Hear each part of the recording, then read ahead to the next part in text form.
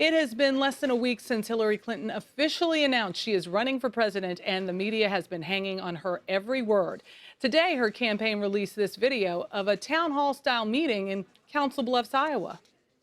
I was actually thrilled when you recently urged the Supreme Court to rule in favor of marriage equality. I was like, that's our gal. Yes. So thank you for that. My then partner and I, back in the late 80s, adopted a little girl because she had a really rough upbringing. And they told her don't expect her to ever finish high school. She said she doesn't have the capabilities, and she has a bachelor's degree and teaches here in Council Bluffs. So I'm real proud of her. And of course, I'm proud of you. Thank you. Thanks.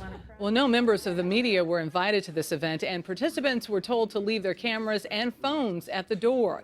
This was just one of several events Clinton held in Iowa this week, driving around in her campaign van nicknamed Scooby, and she has been avoiding the media. CBS Radio congressional correspondent Steve Portnoy joins us now with more. Steven, what do you make of this new way on the campaign trail? Well, Michelle, I got to tell you, as a reporter who spent 3 days on the ground in Iowa trying to cover Hillary Clinton's campaign, it's been a little frustrating. I mean, the video you just showed of Secretary Clinton's meeting with a handful of people in Council Bluffs was kept from the press. The station in Omaha, Nebraska, not far from Council Bluffs, found out about it, staked it out, was able to get a picture of her walking out of the restaurant, but there was no press access. So we weren't actually able to capture the images of her interacting with people. What you just saw was recorded by her campaign and selectively released by her campaign to her 3.3 million Twitter followers.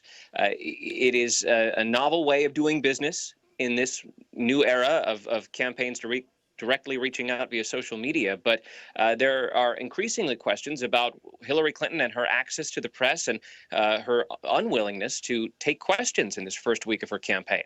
I think for a lot of people, though, watching it, it looks almost like it's played out for a commercial. I know a lot of people would question whether or not those are real people on the ground, real voters and not actors. Well, they're real people. I think we could be sure about that. But the question is, they were pre-selected by the Clinton campaign. They were laid out in a staged event. Hillary Clinton only had 2 events on her public schedule. One was in Monticello at a community college. The other was at a produce distributor outside Des Moines. At both events, there were small roundtables, 7 people at each table to discuss the issues that Secretary Clinton basically wanted to talk about. The first was education and the skills training, and the second was about the issues affecting small business. But reporters tried to shout questions to Secretary Clinton about her emails and the questions that are asked here at the U.S. Capitol about whether she was asked to provide her emails before and had ignored that request. There was also a question raised about an apparent flip-flop on her position about same-sex marriage. But Secretary Clinton ignored those questions and exited stage left. Secretary Clinton will go to New Hampshire early next week as she begins the next branch and stage of her campaign. But so far, she's not really been asked any substantive questions by the press, and she certainly hasn't answered them. Well, the Clinton team has said that they wanted to slowly roll out this campaign. That seems to be what's happening here. Is it a form of protection? Well, I think it's an effort on the part of the campaign to very carefully orchestrate what's going on and to only allow certain types of interactions to be caught on camera. What we have now come to understand is that there are a couple of other exchanges that she had with voters that the press was never informed about that wound up on social media or starting to leak out, or in the case of what happened yesterday in Council Bluffs, the local station heard about it and staked it out. To hear that the Clinton campaign went so far as to tell people who were invited to the event that they could not bring their own cell phones to record, and then have the public release of video recorded by the campaign and selectively edited by the campaign, certainly says a lot about the way this campaign is conducting itself, and ultimately will begin to raise questions about how President Hillary Clinton, would conduct herself in the White House. A possible clue. I'm curious, how is this different from 2008? And was what she did back then so drastically off the table, or too far to the left? Or, I mean, why is the campaign doing this? Well, I think the campaign is doing this because it can. We're in an era now where the campaign can create its own media and distribute it publicly directly to more than 3 million people on Twitter, and who knows how many millions more on Facebook and YouTube. And that's fine. That's I guess the way business is being done. The problem is there's no one in a capacity to challenge the candidate or ask her questions.